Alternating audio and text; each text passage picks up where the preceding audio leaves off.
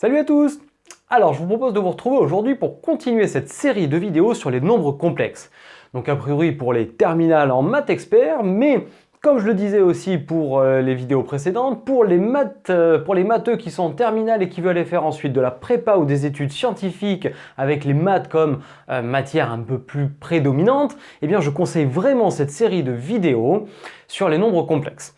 Tout d'abord, tu peux commencer par aller voir deux vidéos avant de faire ça, si tu n'as pas vu ça à l'école ou si tu débutes à l'école, ou tout simplement si tu es en train de te dire « moi l'année prochaine je vais faire une prépa, donc il faut que je me mette OK sur les complexes », eh bien commence par aller voir une première vidéo qu'on te met ici et une autre qu'on te met là sur définition de nombres complexes et calcul de base, puis complexe conjugué. Une fois que tu as vu ça, tu seras bien et tu vas pouvoir venir faire cette partie-là. On rentre un petit peu plus dans le vif du sujet, sans non plus faire des folies dans celle-ci, mais on va aller regarder les équations du premier degré dans l'ensemble des nombres complexes. Et la partie équation, je vais la scinder en plusieurs vidéos. La partie équation avec uniquement des z de degré 1, la partie équation avec uniquement des z bar, c'est-à-dire des conjugués de degré 1, et ensuite pour finir, la partie équation du second degré. Et puis après, à toi de mélanger tout ça, et tu sais que si on sait faire le degré 2, dans des cas particuliers, on sait faire le degré 3, et ainsi de suite.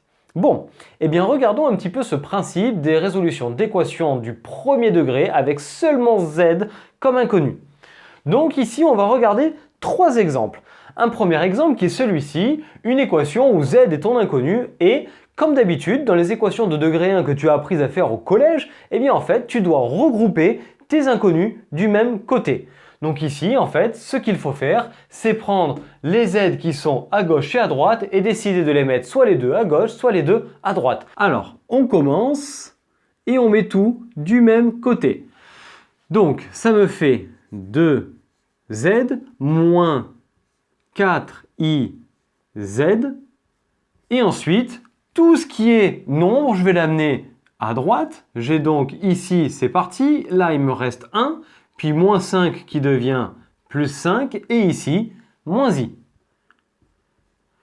Donc maintenant, l'étape suivante va consister à regrouper mes z, c'est-à-dire en fait tout simplement factoriser par z. Et donc là, ça te fait z facteur de 2 moins 4i. Donc 2 moins 4i est égal à 5 et 1, 6, moins i. Bon, donc du coup, on a commencé par regrouper les z du même côté, puis ensuite factoriser par z, mettre les constantes de l'autre côté, donc ici à droite, regrouper, et maintenant il va falloir isoler z. Comment isole z?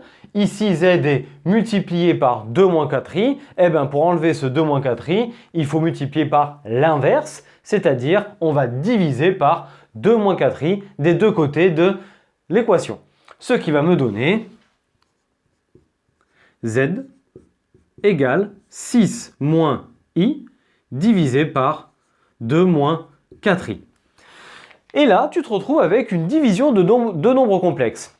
Si tu as vu les vidéos que je t'ai proposées en début de séquence, en fait, tu as pu voir que lorsqu'on a le quotient de deux nombres complexes, on ne doit pas laisser de complexe au dénominateur.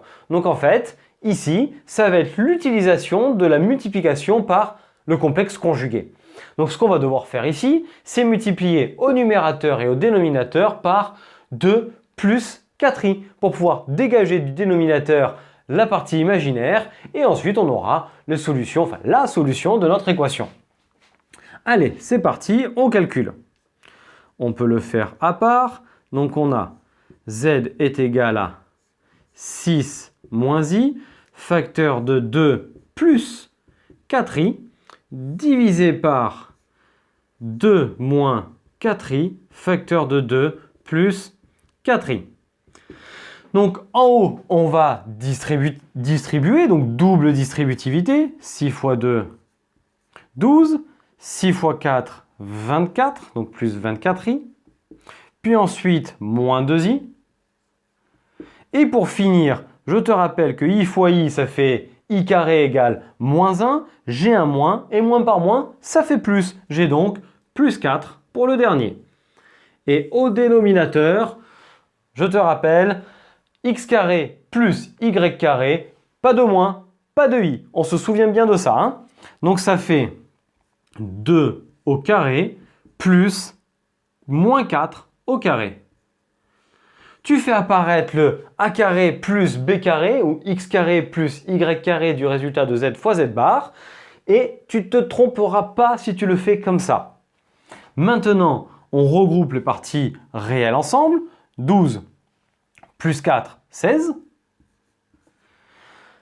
24 moins 2, plus 22. Donc plus 22i. Tout ça divisé par 2 au carré 4, plus 4 au carré 16, donc 20. On pourrait très bien s'arrêter ici et donner l'ensemble des solutions, mais allez, on va écrire sous la forme x plus y, comme ça on prend bien cette habitude. Donc, z est égal à, donc ça me fait 16 divisé par 20, donc on voit qu'on peut diviser tout ça par 4, donc ça me fait 4 cinquièmes. Et ensuite ici, entre 22 et 20, on peut diviser par 2, plus 11 dixièmes, plus 11 dixièmes de i. Et comme tu le sais, à chaque fois que tu fais une équation, on n'oublie jamais de mettre les solutions. Donc, conclusion, donc, S égale, petite accolade, comme dans R, 4 cinquièmes plus 11 dixièmes de i. 4 cinquièmes plus 11 dixièmes de i.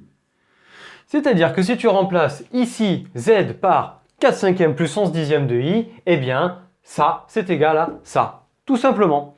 Donc là, on vient de voir une première résolution d'équation où, on répète, on fait passer les z du même côté, on factorise, et puis on divise par le coefficient de z.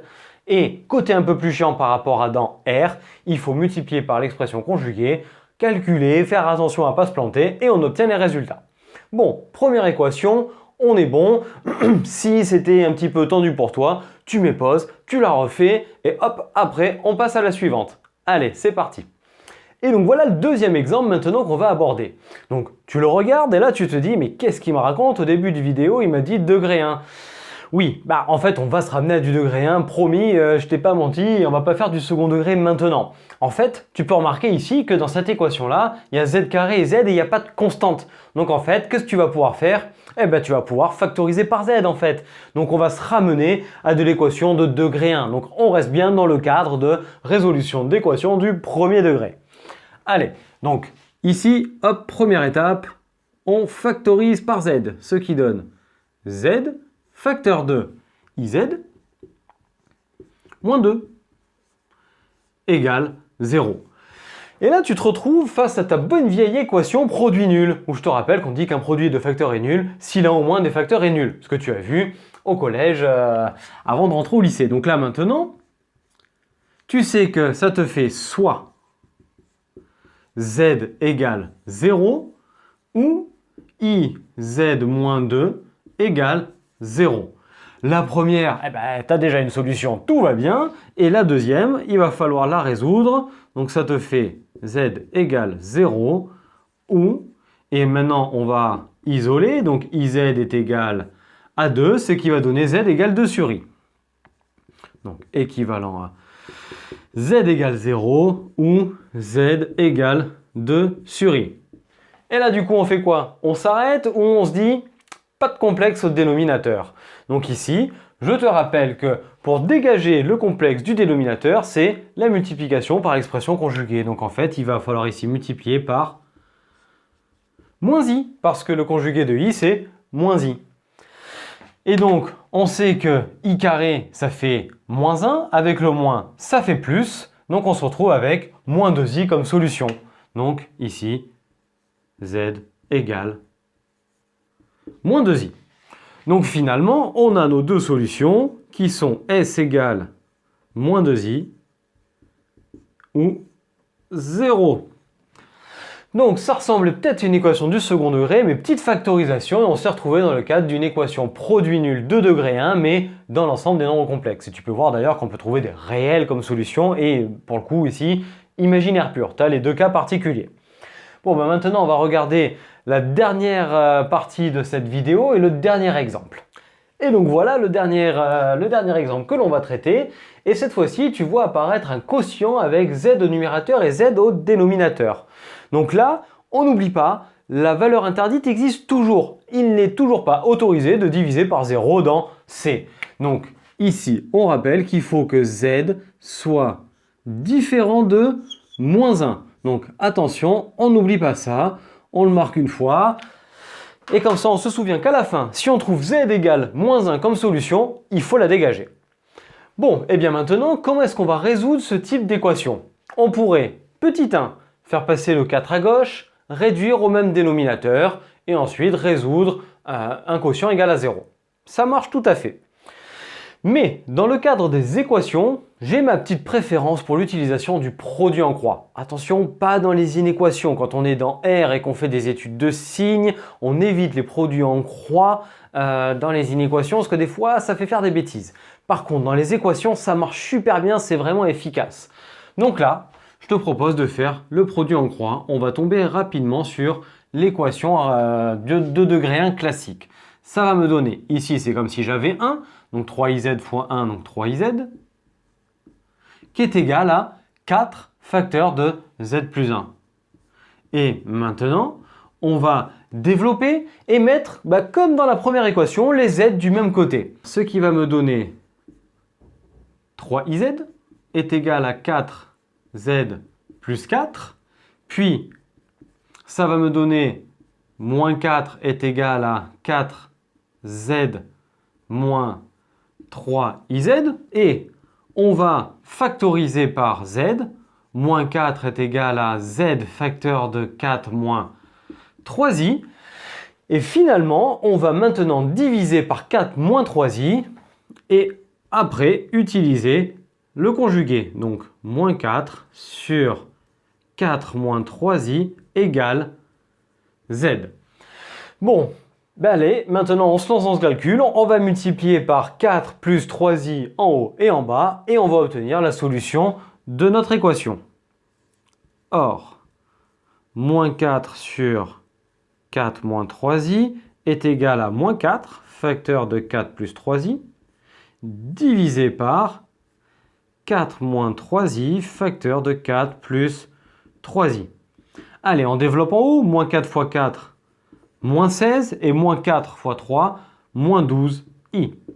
Divisé par, et je te le rappelle au dénominateur, z fois z bar, pas de moins, pas de i. Ce qui va me donner 4 au carré, plus moins 3 au carré. Donc, on va écrire ce que ça fait en bas, et après on va donner la solution. Ce qui va faire moins 16 moins 12i, divisé par 16 plus 9. Donc 25. Rien n'est simplifiable. On a donc les solutions.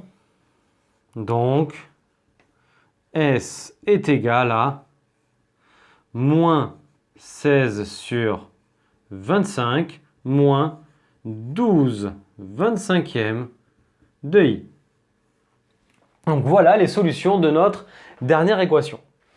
Bon et bien voilà, là tu viens d'apprendre au travers de 3 exemples la résolution d'équations du premier degré dans l'ensemble des nombres complexes. Donc il faut regrouper les z du même côté, factoriser, puis ensuite calculer éventuellement avec ce qu'on a fait ici la quantité conjuguée pour arriver ensuite à obtenir le résultat final de la forme A plus IB. Bon, j'espère que tu arrives à mieux comprendre comment est-ce qu'on fait ça et maintenant tu vas devoir t'exercer, faire plein d'exercices pour arriver à comprendre et après, une fois que tu auras fait ça, tu vas pouvoir passer à la suite, c'est-à-dire aux résolutions d'équations avec du conjugué puis du second degré. Bon, j'espère que cette vidéo t'a plu et t'a permis d'y voir un petit peu plus clair. Si tel est le cas, n'hésite pas à me lâcher le petit pouce bleu vers le haut, à la commenter et à venir la partager auprès de tes amis. Puis ensuite, pour ne pas manquer les prochaines vidéos qui vont sortir, venir t'abonner à la chaîne en activant la cloche, venir nous rejoindre sur Internet, sur nos réseaux sociaux Facebook et Instagram. Et d'ici à la prochaine vidéo, je vous souhaite à tous une très belle journée et je vous dis à très bientôt. Allez, ciao à tous!